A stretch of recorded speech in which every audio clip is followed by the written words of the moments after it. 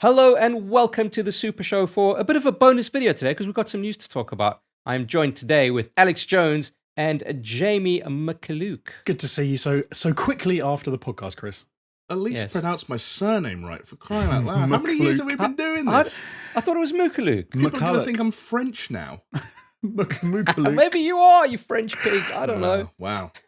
Right, well, before we get into it, just to talk about, to tee up what we were talking about today, because we recorded the podcast yesterday, and once we finished recording the podcast, guess what? News dropped that The Last of Us Part 2 has been indefinitely delayed. So we thought we'd talk about that, kind of unpackage it a little bit. Just a short, quick little video for you guys. But hey, before we jump into that, let me remind you that this is usually a much longer podcast, which is available on YouTube or a podcast platform of your choice. I'm talking Spotify. I'm talking iTunes. I'm talking, I don't know, Google Podcasts, Deezer, Stitcher, iHeartRadio, whatever the fuck you want. Maybe.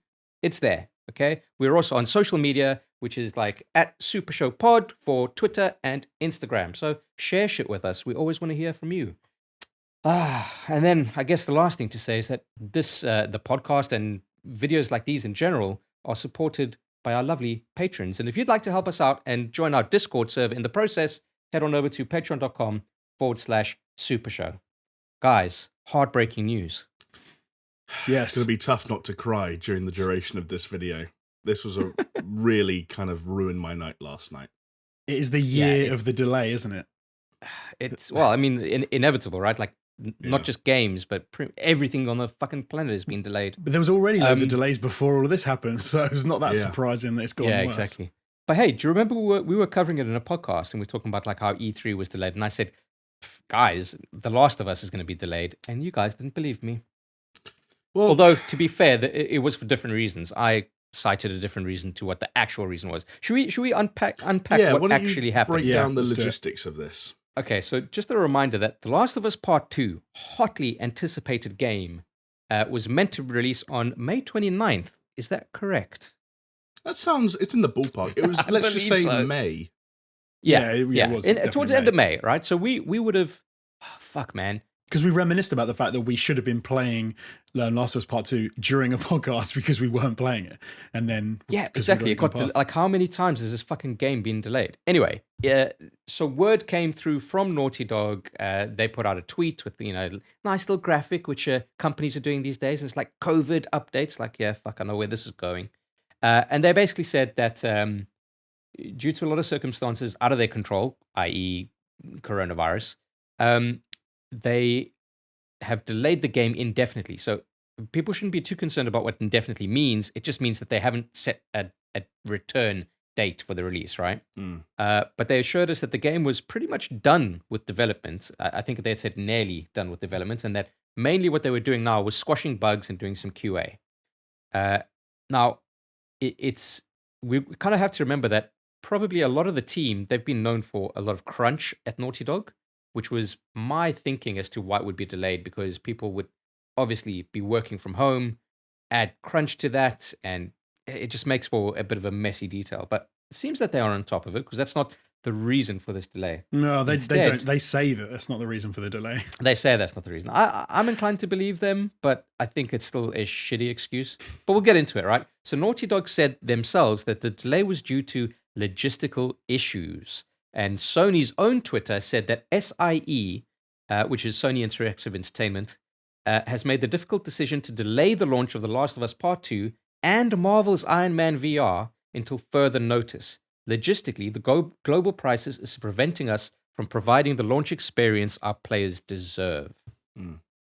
So, I mean, that's the official reporting. There's been some unofficial stuff from Jason Schreier. Jamie, if you want to head into that. Yeah, he's kind of actually, weirdly enough, he's backed up a lot of the reporting that Naughty Dog have put out themselves, which is to say, for as much as there might be rumor or speculation about what you were talking about, Chris, the crunch culture with the Naughty Dog and the fact that they might just be trying to buy more time and using what's going on in the world as an excuse to do so, he seemed to confirm what they were saying, in that this game is pretty much done. They're in the final stages, that working from home and working remotely for the most part across Naughty Dog hasn't actually stopped that crunch culture as much as you would imagine. And the game for all intents and purposes, would have still been fine to come out when it was originally set to come out. But this is, as they've said, this is a logistical issue that Naughty Dog and Sony and PlayStation are really becoming the first companies of what could be many, many companies to come out and say, at a time where it is very difficult to know how many copies of a game you can print, where around the world you can ship them to, how many stores are going to be open to put them on store shelves, and so on and so forth. And the effect that will have on sales, while that stuff is all uncertain, we kind of don't want to put a game out in that environment. So it's a financial decision, really. It's an interesting one as well, though, because so they're saying that it's because of coronavirus, it's because of, like Jamie said, it sounds like it could be financial, etc.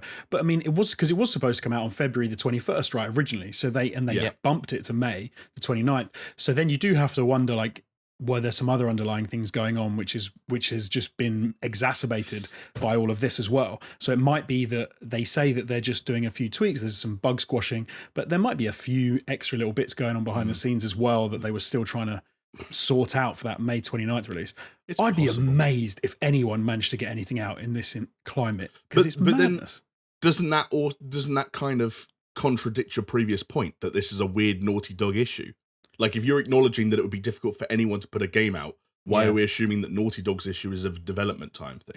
Congratulations, Jonesy, you just played yourself. No, so I was saying that their original problem that they had, which delayed the game in the first place, we assumed that they said was going to be sorted, the game would be out by May 29th. We're kind of assuming that whatever held it up in the first place has all been solved. But actually, that would be amazing if they could have done that. It'd be amazing if anybody could get a game out, let alone someone who's already had to delay it for whatever reason. Because they didn't state the reason, I believe, from the original delay. They just said that they weren't quite ready. They wanted more time, right? They wanted more time. I think they said that it just wasn't ready. Yeah. So I reckon they're being a little bit cagey. I'm sure it's almost finished, but I wouldn't be surprised at all if there's some. Sorry, go on, Jamie. Oh, sorry. There was even some speculation from some people online suggesting that Sony or PlayStation, Naughty Dog, whoever it is, are getting cold feet about releasing a game about a virus at a time when a virus is like. I know we laugh, but there are people. We talked about it on the pod, didn't we? We said that the irony that loads of games are about viral infections and outbreaks. And then Resident Evil 3 in stores today. Well, probably not in stores, but you know what I mean.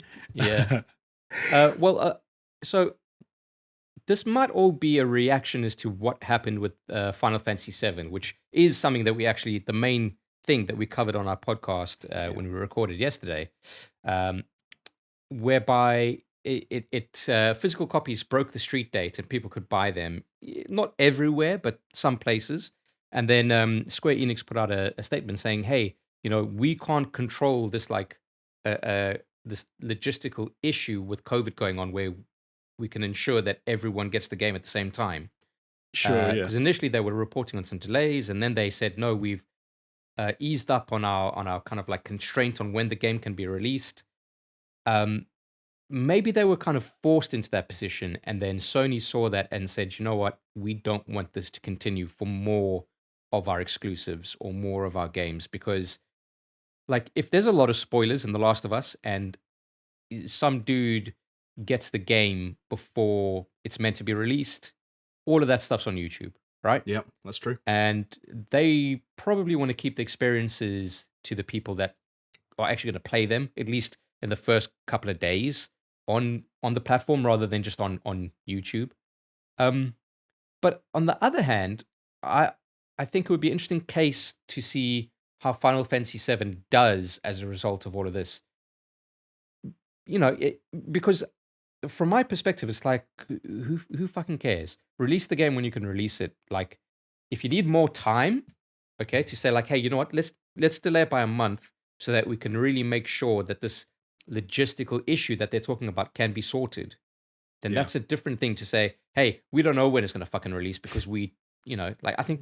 But then there's this weird issue where like there's this kind of idea in our minds sometimes, I think, as people who are kind of going about our lives the same way.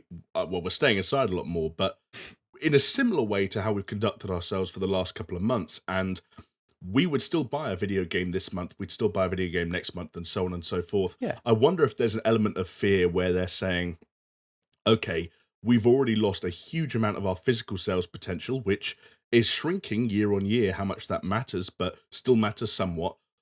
And also, we don't know where people are going to be at in almost 2 months' time. You look at the unemployment numbers in the US specifically. In 2 months' time, maybe video games are some people's lowest priority where they would have been interested beforehand. We just don't know. And there may be Okay, some but about I that. can take that further, Jamie, and I can say 2 months' time is maybe still you're still in your trickle money, right? But in 5 months' time, in 6 months' time, then I Well, can totally believe that would be like, this is hey, this is why the like, conversation here is about, is this the tip of the iceberg? And is yeah, delaying a game out of May doesn't mean that it comes out in September, October, November. I mean, I don't want to sort of jump the shark on this conversation and how deep we go, but I mean, I think it's interesting because I do think, Jamie, I do think you're right. I do think there's a big financial component. I'm sure that's what they've been looking at. And I think, Chris, I think most people, you say like trickle money. I think most people, trickle money is gone after about 3 weeks, let alone like if they don't get paid, they've probably got a couple of weeks and then they're in real trouble. But no, I still think that you probably find that if there is development issues that have in the past and they're still carrying on, and they've got this financial issue that they're trying to deal with, and they're dealing with logistics, I suppose it just makes sense to delay it, like for any reason, right? It doesn't make sense for it to come out now. It doesn't make sense for it to come out in 2 months' time. Well, here's a prediction though. I think that by the end of the year, we will look back on the amount of games that were delayed, let's just say over the next 7 to 8 months. We'll look at how long they were delayed by, and we will no longer pick out The Last of Us as a weird outlier. We won't be thinking about development issues. We will just be thinking about The Last of Us as the first game of every game that got delayed. Because big ones coming out, right? So we've got Last of Us Part 2. We've got Ghost of Tsushima. Cyberpunk. Cyberpunk's a big one. I mean, these can all be delayed. Yeah. Marvel's Avengers is in September. Obviously, we know that the consoles would have probably come out in November. There are a couple of unannounced games that we know would have come out towards the end of the year. Ubisoft would have put out, I'd imagine, Watch Dogs Legion would have come out sometime in Q4. I know for a fact that they had an Assassin's Creed ready for Q4 cross-gen. A new Call of Duty, probably Black Ops 5 would have come out, and so on and so forth. I'm going to put it out there now. Any game that we've just listed doesn't get released this year. Well, neither does the PlayStation, neither does the Xbox. Like if you look at the numbers of cases of like coronavirus, how it's spreading, like James was saying, the unemployment rate and things like that. I think for the rest of 2020, I think it's all knocked on the head. We'll still get some releases, like some games will get released, but I think all the big ones. Then you get into this weird territory though, right? Where let's say all of these big games have been delayed. And then as soon as like, hey, when that switch gets flicked, it's like, hey, everyone, coronavirus is no longer around, and walk outside. Then all of a sudden you've got 5 like AAA games that you've got to release, and you've got to stagger them, right? That's the very strange thing about the video game industry compared to some other industries, is that you look at films, for example, a number of films recently have been delayed. You know, Fast and Furious, James Bond, Top Gun, films that were finished or in maybe the last stages of post-production. They get delayed, they get new release dates. The film industry doesn't struggle to adapt too much because films that were in production or in pre-production just stopped. So they're at the same stage of progress. So when things go back to normal, James Bond and Fast and Furious come out, Matrix continues and Batman continue filming, and it's almost like the progression continues. The video game industry is much more equipped than, say, the film industry to allow employees and developers and studios to work remotely. So video games keep getting worked on. The Last of Us in this period of time gets finished. Cyberpunk gets finished.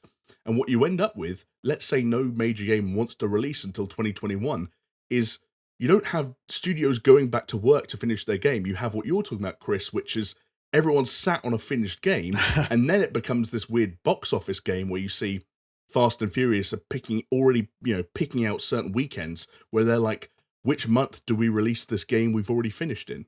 Yeah. And then you know what's going to happen is like someone's going to say, okay, I'm going to release my game on, I don't know, say like, hey, January the 12th, right? As a fucking pick a number out the air, pick a date out the air.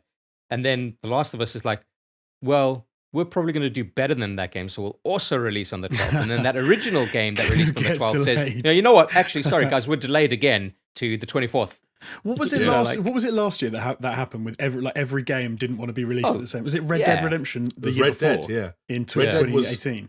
That was when like Call of Duty came out earlier than it ever had ever. That's right. Because it had to come out before Red Dead. Yeah, the reason that's why I think the consoles will get pushed is because I think there'll be conversations happening behind the scenes where these big companies will say, "Hey, look, we need to relaunch all of these games in 2021." And the problem we have is if you launch your consoles at the end of 2020 still, then you've suddenly got the position that games that were going to be last titles on the PlayStation 4 now. Yeah. They're being released after the PlayStation 5 and the Xbox Series X is out. And then you get, it's like exactly what you said, Chris, but it's 10 times worse now because people are then spending their money on new consoles if they've got it. Although, hey, sorry, Jamie, to interrupt. Was it Phil Spencer who said... That's what I was going to say, yeah. All right, well, then go ahead and say it. Oh, sorry. You say it because you stole it. You stole it. Jump in. I don't want to say it now. It's like I'm stealing your... I wasn't trying to hide. No, I hijacked it from you. Oh, my God. Well, Phil Spencer said that, and correct me if I'm wrong here, but he said that no single game delay will delay the release of a new console from Microsoft's perspective. But what about if every game is delayed? Like no one game, they've said that. I don't think I think Microsoft's strategy for this next gen coming up, I think it almost can work independent of platform exclusive titles. Okay. Yeah. Like Sony are not necessarily positioning themselves like that. They're trying, but it's more like, hey, our PS4 exclusives can still run on a PS5. That's all fine. Yeah. But what Microsoft is saying is like, hey, whether you've got xCloud, Xbox One S, Xbox One X, Xbox Series X, or a PC, it doesn't fucking matter. So all it is, it's like saying, hey, this game exists and you can just play it on technically the same on PlayStation, but it seems that the strategy is a lot clearly defined for Microsoft going into this than what Sony's is. Because if I might get this wrong, because we were saying, weren't we, before, that the PlayStation aren't going the same with the Xbox is, where they say you buy the base game and you get add-ons for specific games when the Xbox Series X launches. PlayStation isn't doing that. You can play your PlayStation 4 game, but you actually would still need to buy the PlayStation 5 version if it drops. Is that right? They haven't said. Yeah, we don't really know. They haven't said it, so technically you're correct. But I think it would be mad. They haven't announced it, because then you get to a weird situation that if any of these big titles launches in the end of this year, but the console if the console releases its normal date, the PlayStation, and then these games get pushed until 2021. Who the heck is going to go out and buy The Last of Us Part 2 PlayStation 4 version when they'd be like, hey man, I'm just going to wait for the PlayStation 5 version? It's because because it's what I said before. All right, it's what I said. You guys didn't want to believe me, but now all the puzzle pieces are coming together, right? Where I said you buy the one game and it's not going to have PS4 in the corner. It's just going to be PlayStation in the corner. And hey, it's compatible with both. And it's going to be exactly what the strategy was for Cyberpunk, where they're saying, hey, there'll be a next gen patch. Yes, yeah. I don't think that will happen this generation. I think games will absolutely say PlayStation 4 or PlayStation 5 at the top. No, I think that's what Chris is saying, is that before he doesn't think they will have that. They absolutely will. I'm torn. Like Sony would not release and market a console called the PlayStation 5 and then release games for the PlayStation 5 that don't say PlayStation 5. Oh no, don't get me wrong. There will be PlayStation 5 games, but those games that are going to release like almost cross-generationally, I don't think there's going to be a distinction in like. Yeah, maybe. Anyway, we've had this discussion before. Yeah, and I think going back to sort of like what we were originally talking about, and going back to what you were saying about Phil Spencer's comments, Chris, what I slightly worry about for the sake of the video games industry, and it's not exclusive to video games because we've seen this problem all the way up to some now rather naive-looking world governments. But there has been an almost unhealthy amount of optimism at times throughout all this thing about when things might go back to normal, or just how long the uncertainty will last. And, we had Gamescom coming out the other day and saying, hey, most of the stuff is going to go digital, but we're not going to make a decision about Gamescom until mid-May. So now Gamescom are saying, they're saying we're not willing to make a decision about whether or not tens of thousands of people can gather in one building in August. And it's like, you're crazy. If Yeah, you it's think ridiculous. that can happen. If- And I Yeah, think it's- we're We're still gonna be in quarantine in August. I'm look at Germany's looking numbers. at my crystal ball right now. Look at Germany's coronavirus numbers. They're just going up. Like, why would you someone said recently that they were thinking that they might have to extend quarantine until after Easter. And I'm like, well, of course you will. What are you thinking about? these people are mental. Yeah, Like, the madness. American president that shall not be named. It's like, oh yeah, we'll get back to work for Easter. It's like, Right. no, you fucking Jesus won't. Christ, man. I think now we know at this stage that the only thing that's certain about all of this is the uncertainty, and I think that will continue to apply to video games as studios figure out how to work remotely, but especially what you guys were talking about, the consoles, the manufacturing process, the shipping process, and the fact that consoles, of course, elephant in the room, cannot be bought or downloaded digitally. You Not have yet, to Jamie, physically not have a yet. console in your hands. And if that is a logistical issue come November, or whenever, they have to start manufacturing these things. Yeah. Factories have to start firing up Can- inside the next 3 months. Can No, I- can we just- 5 months. Can I just jump in and say, how stupid do Google and Stadia look right about now? If ever there was anyone who should be capitalizing upon Oh shit! the issues around hardware and problems with shipping and manufacturing, how have they not capitalized upon this in such a huge way? I'll tell you how, Jonesy, is because it's vaporware. It's done and dusted. That's why. Okay, Yeah. but look, guys, I think we should just wrap this up. But Yeah. I want to leave you with a parting thought that I think that the world's governments, in addition to potentially providing people with universal credit to pay for wages, or dropping off shipments of food for people that need it, they should also drop off next gen consoles.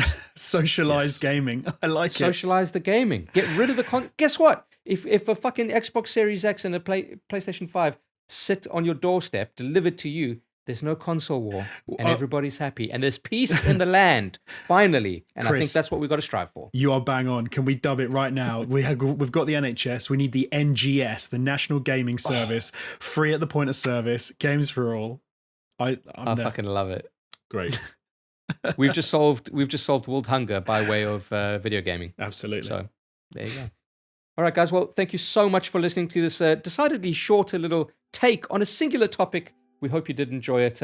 Don't forget to check out our podcast on a podcast platform of your choice, or check us out on YouTube. And don't forget to like, comment, subscribe, give us 5 stars on iTunes, and wash your hands. Yes. Okay. See ya. Bye. See ya. Bye.